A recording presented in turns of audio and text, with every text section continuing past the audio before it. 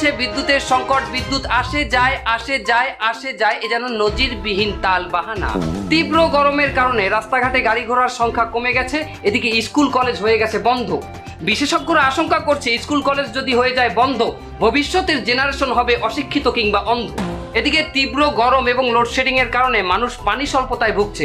শহরের পানির স্তর অনেক নিচে নেমে যাওয়ার কারণে মানুষ যেখানেই পানি পাচ্ছে সেখানেই পানিতে ঝাঁপিয়ে পড়ছে এবং পানির ভিতরে কাদার ভিতরে লেবড়ি চেবড়ি খাচ্ছে।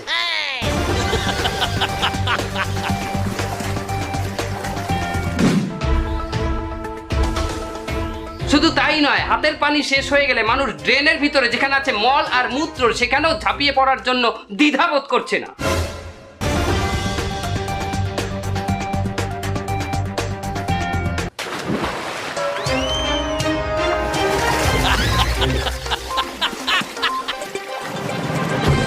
সুপ্রিয়